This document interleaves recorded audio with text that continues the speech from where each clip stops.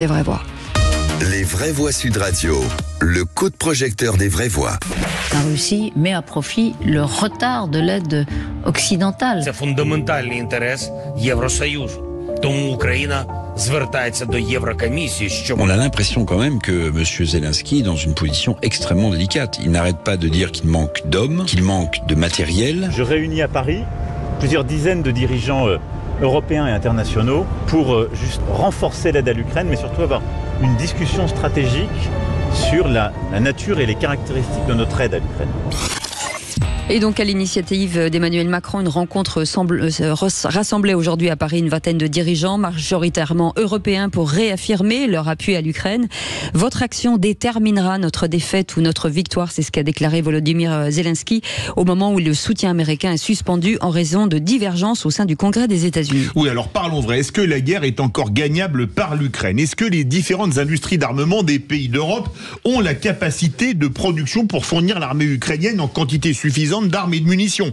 Est-ce que sans l'aide américaine, qui a le plus gros complexe militaro-industriel du monde, la Russie a déjà gagné? Hashtag Ukraine, les Européens ont-ils les moyens de faire reculer la Russie? Vous dites non à 95%. Vous voulez réagir, le 0826 300 300.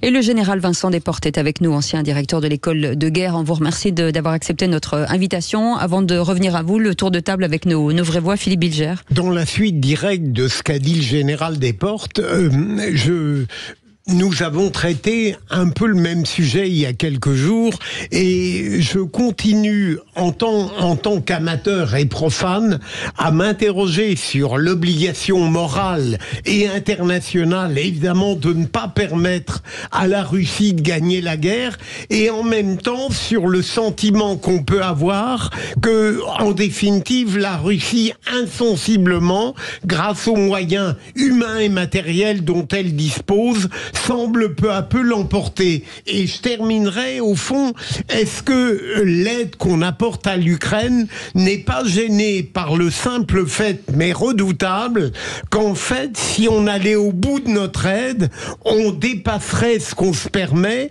et on ne serait pas loin de faciliter ou de favoriser une guerre mondiale? Jean Dorido, on continue le tour de table. Sur le sujet, c'est d'abord très anxiogène la guerre. En plus, ce conflit qui devait durer 15 jours, d'après Vladimir Poutine, quand même s'éternise. Ça fait maintenant 2 ans que ça dure. Ça coûte, l'aide en tout cas, apportée par la France à l'Ukraine, coûte quand même un argent phénoménal, un pognon de dingue, comme dirait notre président, à nous tous, parce que ce sont les Français qui se cotisent pour payer tout ça. Et en termes de réelle politique, sans faire du tout de sentiment, ça nous coûte très cher. J'aimerais savoir ce que ça nous rapporte. Allez. Mickaël Sadoun. D'abord, moi je suis très content de retrouver Vincent Desportes qui ne se souvient pas de moi, mais qui a été mon professeur de stratégie militaire appliquée à l'entreprise à HEC. Donc je suis ravi de le retrouver sur ce plateau. Vous avez un avantage sur nous. Il a peut-être des dossiers sur vous, faites attention. Ensuite, concernant notre sujet, moi c'est ce que je disais un petit peu la dernière fois quand on parlait aussi de l'Ukraine. Moi je souhaite que l'Ukraine se rebiffe un petit peu et puisse ensuite se mettre autour de la table pour négocier une paix à peu près équilibré avec la Russie. Donc je souhaite qu'on continue de les aider jusqu'à ce qu'on arrive à ce point-là. Ceci dit, il faut bien reconnaître une chose, c'est évidemment le désengagement des États-Unis avec la perspective des élections qui arrivent et éventuellement l'élection de Trump qui n'a pas l'air très engagée dans cette bataille, et de l'autre côté des nations européennes qui sont dans des difficultés financières et économiques croissantes. C'est pas que la France, l'Allemagne aussi est en train de connaître une période économique pas très brillante pour elle, et je me demande même si on a encore la capacité économique et militaire d'apporter un soutien suffisant pour défaire la Russie, et c'est là que je me tourne évidemment vers notre intervenant du jour. Général, forcément vous avez 3 interlocuteurs différents avec quelques questions. Je crois que le problème fondamental, et la question a été posée, qu'est-ce qu'on a à y gagner, nous, à aider l'Ukraine? La réponse est simple, elle est fondamentale. Nous avons à y gagner notre liberté, notre façon de vivre et nos valeurs. Je crois qu'il ne faut pas hésiter à revenir en 1938, chacun s'en souvient, à la fin du mois de septembre, où Daladier et Chamberlain échangent les Sudètes, donnent une partie de la Tchécoslovaquie à Hitler. Hitler leur dit « Vous venez de gagner une paix de 1000 ans. » Et vous savez que cette paix durera moins d'une année, en fait. Je crois que si nous laissons faire le président Poutine, eh bien, nous allons à terme, peut-être pas tout de suite, mais à terme, s'il arrive à prendre l'intégralité de l'Ukraine, ce qui aujourd'hui n'est pas impossible, vous avez raison de le dire, alors un jour, il ira plus loin. Il ira plus loin et nous n'aurons pas les États-Unis pour nous protéger et nous soutenir pour de nombreuses raisons, on l'a compris. Et donc, si nous ne nous défendons pas maintenant, si nous n'interdisons pas cette victoire de la Russie, eh bien, un très épais manteau d'obscurantisme viendra s'abattre sur nos sociétés. Et vous dites tout à l'heure que vous disiez que 90% de vos auditeurs pensaient que nous n'avions pas les moyens de nous défendre. La question n'est pas... Là, je reprends les mots de Churchill au plus noir de la bataille d'Angleterre. Il dit, le problème n'est pas de faire ce que nous pouvons, il faut faire ce qui est nécessaire. Mais là, il faut se rappeler cette phrase américaine que chacun connaît, qui dit « Freedom is not free ». La liberté n'est pas gratuite, la liberté, elle se paie, et elle se paie par des sacrifices. Le problème aujourd'hui, c'est que, hélas, peu de Français ont conscience de ce qui est en train de se jouer aujourd'hui en Ukraine. Le front ukrainien est le front de notre liberté. Général, les aides arrivent un peu de partout en Europe. Est-ce que tout ça ne manque pas un peu de stratégie ? Ah ben vous avez, c'est bien le problème depuis le début de cette guerre. Alors comme j'ai un ancien élève devant moi, là, je suis très content de pouvoir rappeler. Un ancien excellent élève, ravi aussi. La stratégie, elle est convergence des volontés, et que les volontés ne peuvent converger qu'à partir d'une ambition commune. Et le problème de cette guerre en Ukraine, c'est que finalement les ambitions, les intérêts des différents pays, les pays du front, les pays du sud-est, les pays comme l'Allemagne, la France, ont toujours été vécus comme différents. Et donc il n'y a jamais eu de stratégie. Et nous avons compensé la stratégie par des envois d'armes de manière un peu désordonnée qui arrivent comme ça. Ce qui fait qu'il n'y a pas eu de stratégie globale et il n'y a pas eu d'effet global. Mais on voit aujourd'hui, et la présence d'ailleurs à Paris d'un grand nombre de dirigeants européens nous montre bien que grâce aux excès de M. Trump, grâce aux excès de M. Poutine et la mort de Navalny, il y a quelque chose qui est en train de se passer et les dirigeants européens commencent à comprendre qu'il faut enfin se mettre d'accord pour avoir une stratégie. Aujourd'hui, nous avons donné beaucoup d'argent, et l'un de mes correspondants en face de moi l'a dit tout à l'heure, nous avons donné beaucoup d'argent, mais en désordre. Alors, il est temps de faire de la stratégie, de savoir ce que nous attendons, quelle paix nous voulons, et quelles conditions de négociation nous voulons établir aujourd'hui, de manière à ce que nos dons d'armes ne soient pas vains. Philippe Bilger, vous questionnez, mon général. Je vais me permettre de vous poser une question qui comprendra deux branches. La première, est-ce que, et bien sûr je le dis avec beaucoup de modestie et de déférence, puisque je n'ai pas eu la chance d'être votre élève, mais sérieusement, est-ce que vous n'êtes pas obligé de faire des comparaisons historiques un petit peu apocalyptiques pour mobiliser les Français dans cette guerre contre l'Ukraine? Enfin, comprenez-moi bien. Deuxième branche, seconde branche, est-ce que on a une chance possible, technique et militaire, de l'emporter contre ce qui apparaît aujourd'hui comme le rouleau compresseur poutinien avec toute la liberté que se donne une dictature? Ok, alors première question, moi je crois, comme le disait un grand philosophe dont j'oublie le nom momentanément, qui ne connaît pas l'histoire est condamné à la voir se répéter. Moi je suis d'abord historien, je suis docteur en histoire, et quand vous regardez l'histoire longue, vous regardez l'histoire des peuples, des nations, des confrontations, ça se passe toujours de la même manière. Et on n'a jamais tort d'aller prendre l'exemple précédent, qui est l'exemple de la Deuxième Guerre mondiale, où n'ayant pas voulu arrêter alors qu'il était encore temps de le faire, l'hydre hitlérienne, eh bien, elle s'est répandue sur l'Europe. Il y a eu un moment où nous pouvions, et nous avons pensé que finalement, on avait plutôt intérêt à temporiser. Eh bien, ça s'est très mal terminé. Et aujourd'hui, la règle est claire. Si Hitler avait été arrêté en 1938, il ne serait pas allé plus loin. Or, nous ne l'avons pas arrêté, pour un certain nombre de moyens dont on pourrait parler, de raisons. On ne l'a pas arrêté, mais il est allé beaucoup plus loin. Là, nous avons encore la capacité d'arrêter le projet poutinien d'expansion de la Russie, eh bien, il faut le faire maintenant. Maintenant, avons-nous les moyens ? Oui, nous les avons, à condition de faire de la stratégie et à savoir ce que nous voulons, et à organiser nos moyens dans le temps. Il s'agit d'abord d'empêcher toute percée de l'armée russe, et c'est possible. Il ne s'agit pas en même temps de contre-attaquer. Ça n'est pas possible. Mais il faut aujourd'hui arrêter toute percée pour que le front ne bouge pas. Et nous avons éventuellement un an pour reconstruire une force de manœuvre capable soit effectivement de s'engager vers la Russie, soit de faire suffisamment peur au président Poutine pour qu'il ait le sentiment que la négociation vaut mieux que la poursuite des combats. Vous savez, la guerre, ça sert à créer de nouvelles conditions politiques. Aujourd'hui, il faut créer des conditions politiques avec la menace et avec l'usage de la force pour que Poutine ait envie de négocier. Aujourd'hui, il n'a pas du tout envie. Il n'a pas du tout envie. Il n'a envie que de continuer parce qu'il se sent faible. Donc nous devons être forts pour changer les conditions et pour qu'une négociation puisse avoir lieu. Avant de partir au standard, ça veut dire, général, qu'il faut que nous devenions, Européens, co-belligérants ?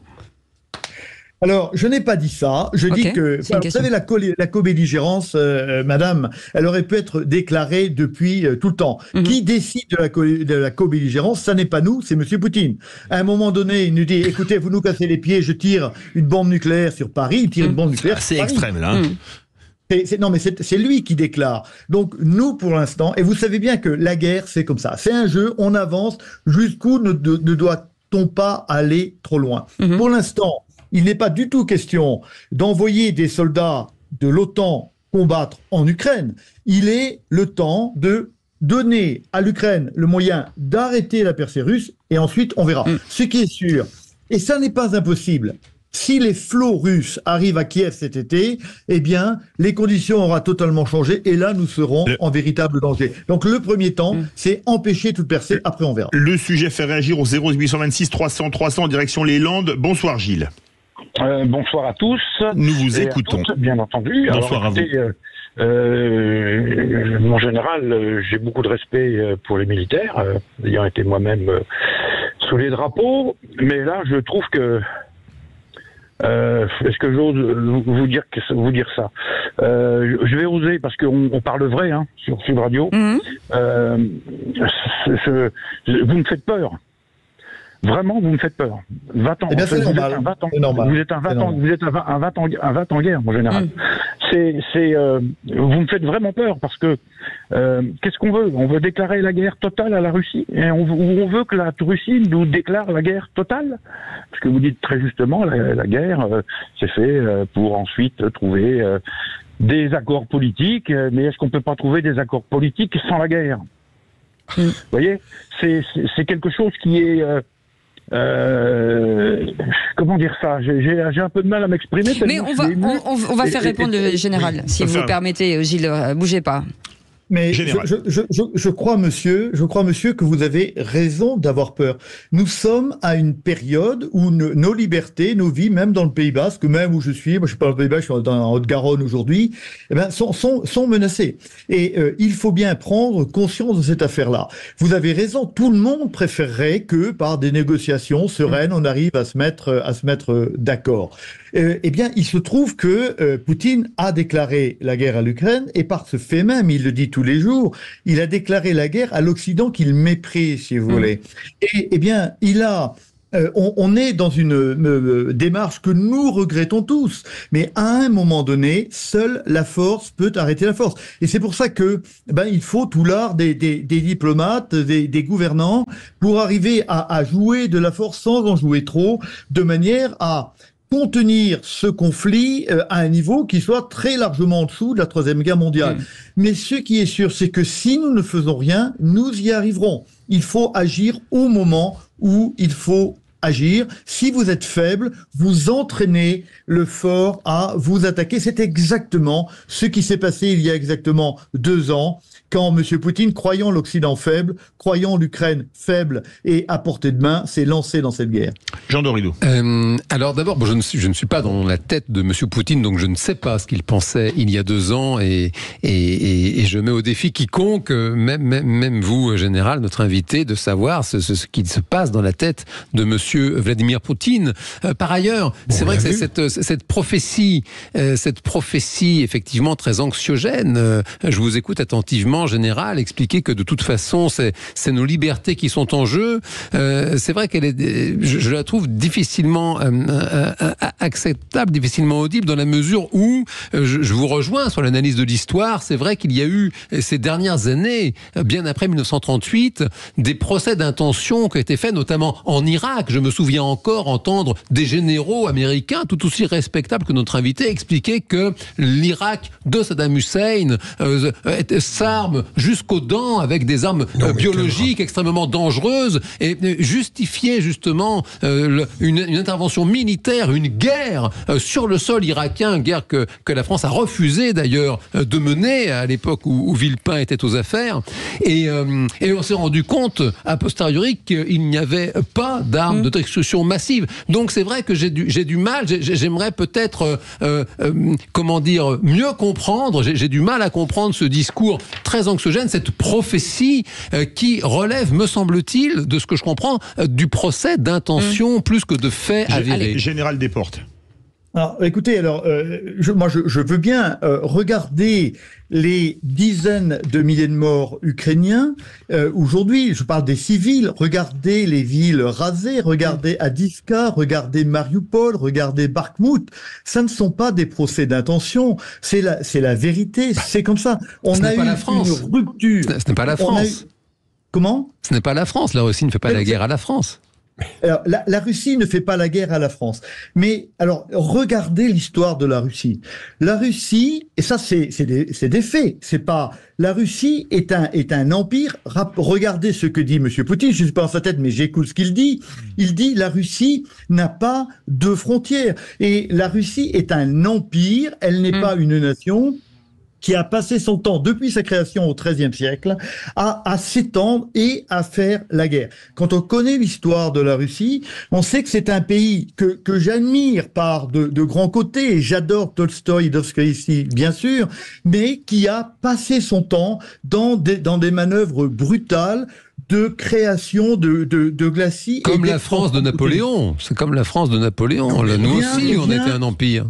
Allez, eh bien, vous avez eu raison, et on a bien compris que les autres nations ont dit à un moment donné, nous devons retrouver notre liberté et nous devons empêcher l'empire de Napoléon de croître. Eh bien, aujourd'hui, moi, je ne peux pas imaginer que la France tombe sous la férule obscurantiste du projet poutinien. Pas des Russes, encore une fois. Et je crois qu'il faut séparer le projet poutinien de ce qu'est la Grande Russie, qui est un pays admirable par de nombreux côtés. Nous ne faisons pas la guerre à la Russie, nous faisons la guerre à un projet politique obscurantiste. Merci beaucoup, Général Desportes, d'avoir été avec nous, ancien directeur de l'école de guerre. Un débat passionnant. Merci beaucoup, Philippe Bilger. Merci beaucoup.